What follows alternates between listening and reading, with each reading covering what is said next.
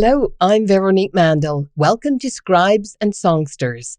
On this edition of the show, an epic journey through the Punjab and music from a singer-songwriter who's pretty special to us here on SNS. But let's start in India. India is a vast continent with 22 basic languages and more than 19,000 dialects. It has a fusion of cultures between Buddhists, Hindus, Muslims, Jains, Sikhs, and various tribal populations. Its history is storied and complicated. And our first guest is Windsor author Sohan Koonar, who was born in India's Punjab and spent part of his childhood in Tanzania in East Africa. He became a physiotherapist and a medical volunteer in Bangladesh, treating the war-injured for more than a year.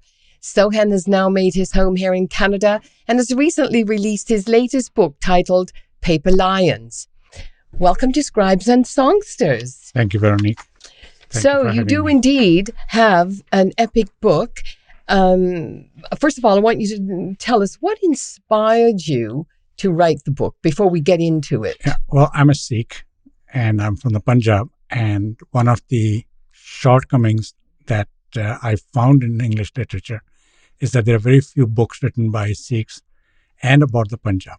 And most of the major Indian literary giants like Salman Rushdie, Rohit and Mistry, Jhumpa Lahiri, they all write big city books. And the Punjab, if you Google Sikh protagonists in English literature, there's maybe a list of 12. For a population of 30 million people, our representation in English literature is very little. 30 million? 30 million That's Sikhs the around size the world. of Canada. Yes. Yeah. And there are very few books, like if you go to chapters, if you can find one or two books out of the thousands of books there that have a Sikh writer or are about Sikhs or Punjabis, I'll be very surprised. Wow. Yes. Okay, so that's what inspired me, was to tell the story of the Sikhs. And Naomi Reagan, remember, she was our guest speaker at the first Windsor International Writers Conference. Mm-hmm. She was the one who had pointed it out to me. About 4 years ago, she said, Sohan, why don't you write what you know? Write about your own people. So I decided to undertake that, and that's the result. Yeah. Well, the result is certainly epic. Thank you. Explain what it's about. I wanted, actually, it's part of a planned trilogy of about Punjab. And Punjab has had a very turbulent history. Greater Punjab was almost the size of about 1/5 of the Indian subcontinent. And since independence has been divided and subdivided into different provinces, and it has also had a lot of conflict during partition, when millions of people were killed. They were... Explain partition for those who don't know. Was when independence was negotiated, the Muslim League, which formed the second largest percentage of population was Muslims in India. After the Hindus, they wanted a separate country for Muslims because the Indian constitution was going to be a very secular constitution, and they felt that they would be marginalized because of their ethos, their religious beliefs, and whatever.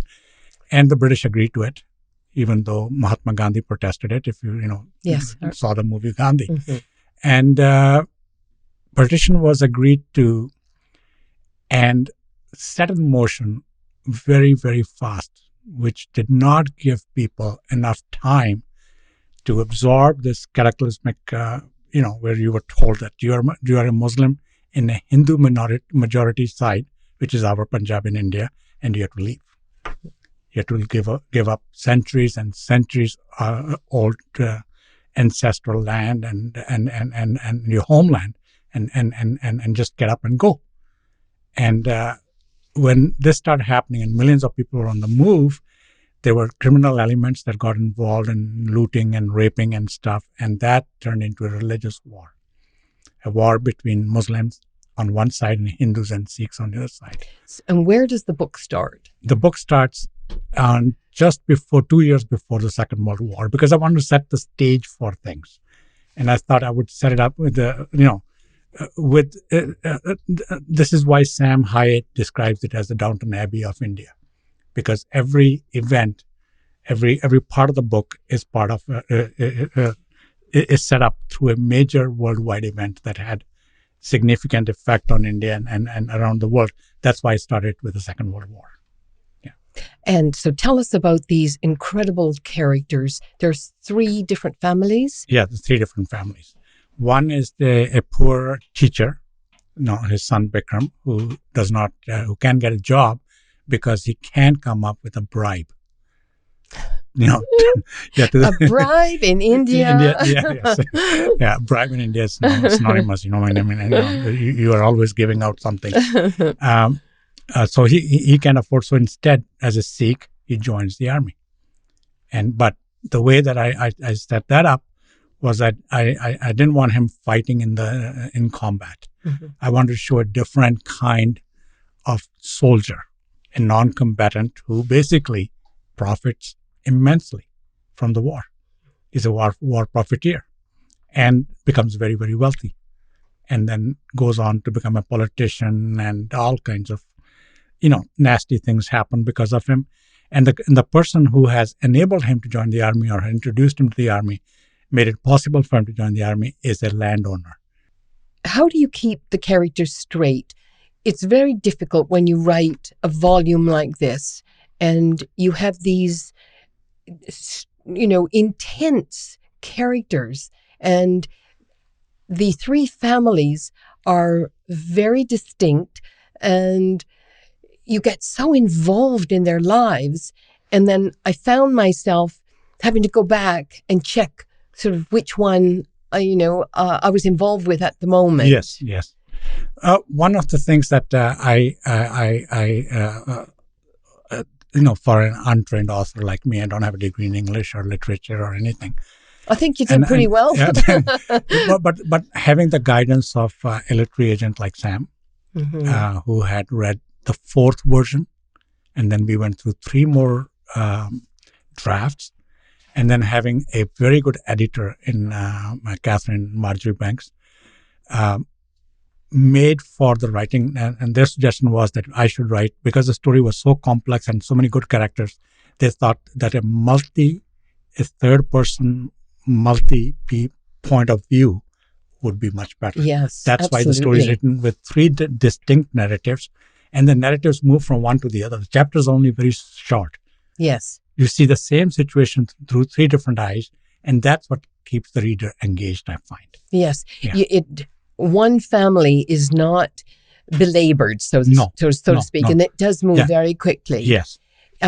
As I was reading it, because it was so descriptive, I thought one of these days I could see it as a movie. Well, actually, Netflix and a couple of other people have asked for the manuscript, and they're sitting on it, waiting to see how well the book does. And judging from the response from the media and critics in India, where it has also been nominated for 2 or 3 very well-known literary prizes, if it does well there, it may not become a movie because it's too vast to be turned into a 2-hour or 3-hour movie. I think a TV serial would be the best setting for it. Yeah. Now, I noticed that the volume or the book that was published in India, it's in English. Yes. Do you expect that it would be, or would you like to see it published in Punjabi? Yes. Yes, that's one of my, and also in Italian, because my wife is Italian. Oh, well, there's another sort of vast audience. Yes.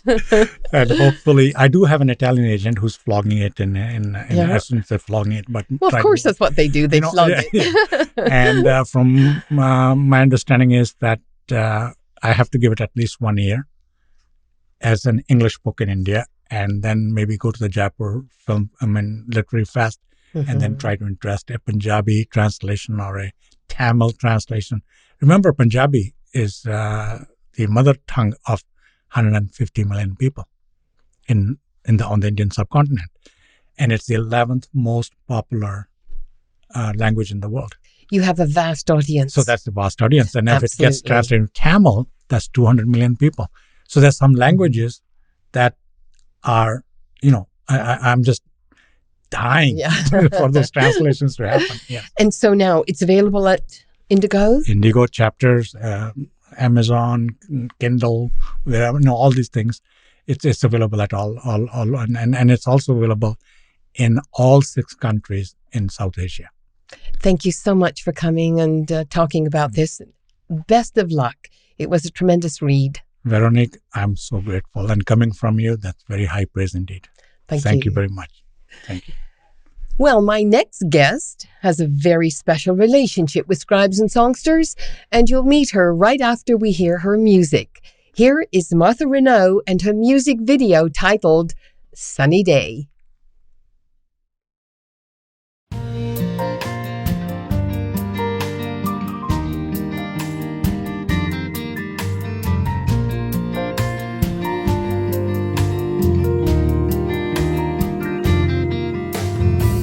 Sun is shining, woods are calling, snow has fallen softly on the world below. Wind is calm now, all is quiet. Think I'll take a stroll and see where I'll go. Gonna take it slow, gonna keep it light, gonna breathe in deep, gonna feel alright. Sun is shining through these tangled arms of trees that are holding me on this sunny day.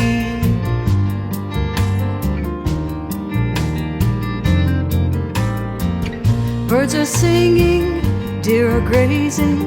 I'm amazed at the beauty that surrounds me. Snow is crunching underfoot. I think I'll just stop and take a look. There's a million jewels on this world of snow.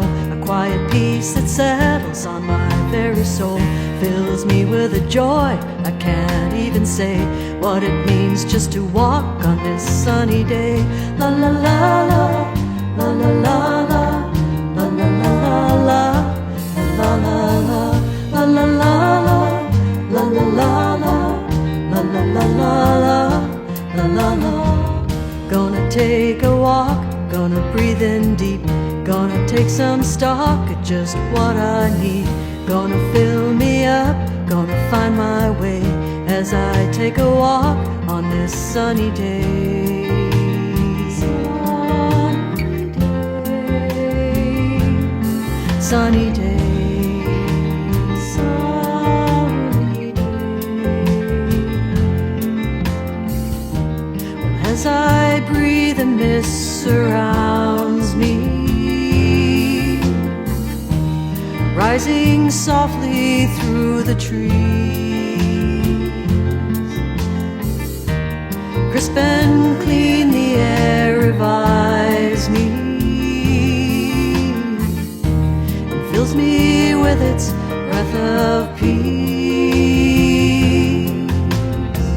Sun is waning, I walk on the path that opens up, and I spin around. I catch my breath as I look at this cathedral rising from the forest floor, filled up with an awe. My heart is open wide. Sun is on my face, I feel me smile inside. For this gift I've unwrapped as I make my way down these snowy paths on this sunny day. La la la la, la la la la, la la la la la, la la la la, la la la la, la la la la, la la la la la, on this sunny day. Sunny day. On this sunny day.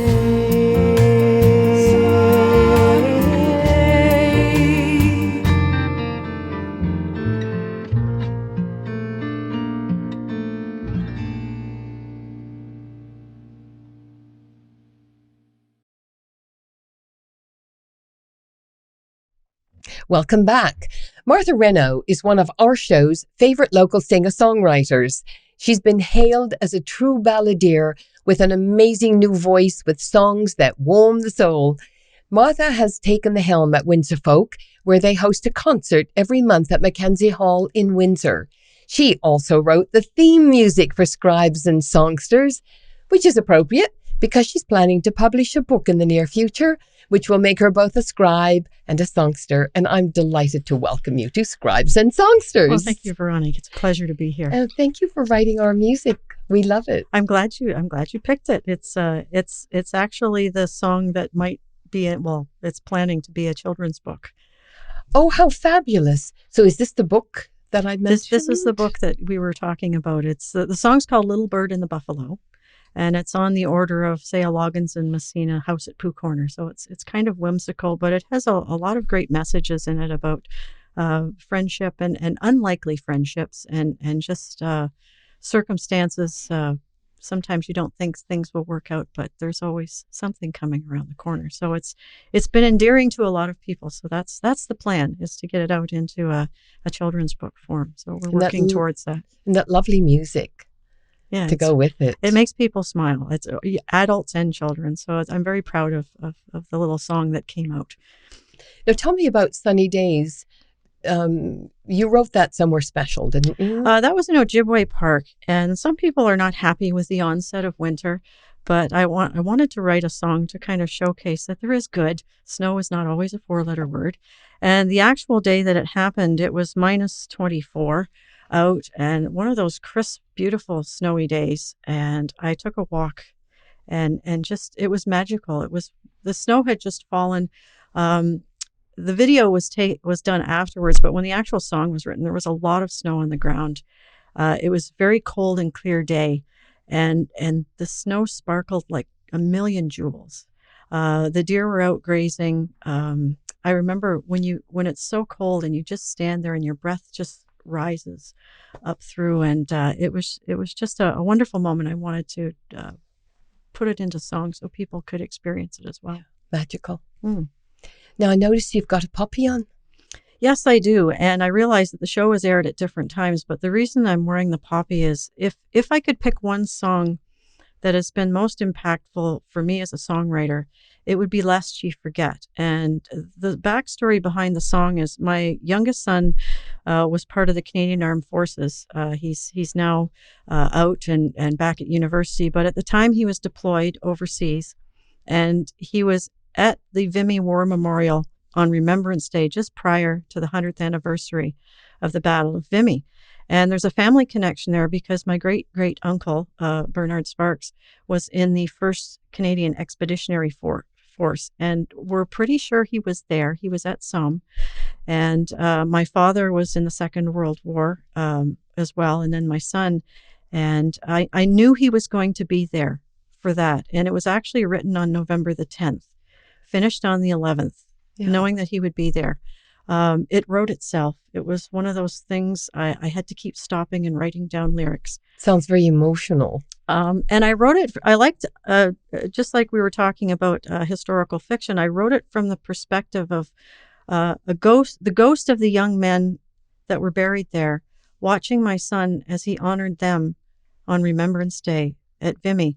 And Ed Everart from Kingsville here, we put together a video in a short period of time to get it in for the 100th anniversary of the Battle of Vimy. And it was aired on CBC News World just prior to Peter Mansbridge's coverage of that 100th anniversary. And I was very honored to have people in Facebook share it from coast to coast. So I guess it's one of those really profound songs. If you want to find it, it is on YouTube, and it's under Lest Ye Forget, to make it a little bit different. Well, I hope people go check it out. What a wonderful history behind that. Mm-hmm. And yeah, congratulations to your family's involvement. It's amazing. So take us back. How did you get started? Did you wake up one day and decide I want to be a singer-songwriter? Or when did you first sing a song? Oh, well, that's the story. The short story is I heard Dave Gunning in concert at Windsor Folk a number of years ago, and he had a guitar, and I was listening to it, and it sounded like melted chocolate. And that's a different description. It was smooth and rich, and I fell in love with it. And I'm generally a shy, introverted kind of person, which makes it kind of an anomaly to be a performer. But I plucked up my courage and I asked him about this guitar. And he says, it's a Stonebridge guitar. And he says, actually, there's a store in Kitchener that sells them. And I contacted the store, and in conversation, I bought one of these guitars. It was quite dear. I tell people I used to have 3 sons, and I had to sell one to buy the guitar. And I brought it. It arrived at home. Beautiful instrument. It resonates. It sings. Hadn't written anything. And I was, why did I do this? And at the time, the Herb Gray Parkway was just starting to be part of a project. And I live right next to the project, and we had lost a whole street full of neighbors through to expropriation. Yep. One of them was Adele Heisler. She was almost 100 years old, still living at home, and a dear old soul that we helped, and her family helped, but she had to leave.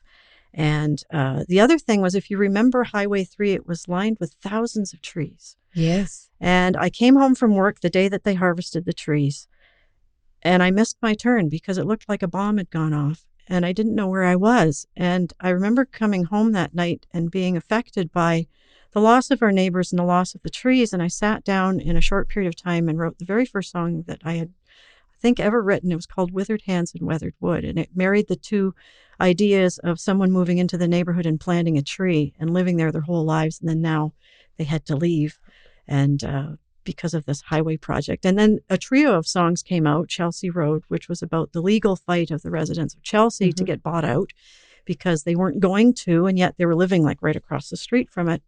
And then the little tongue-in-cheek diatribe when living with this project for all these years. It was called the Herb Gray Parkway Blues, and that got on CBC radio and had a little airplay that way too. So that was kind of the start of things.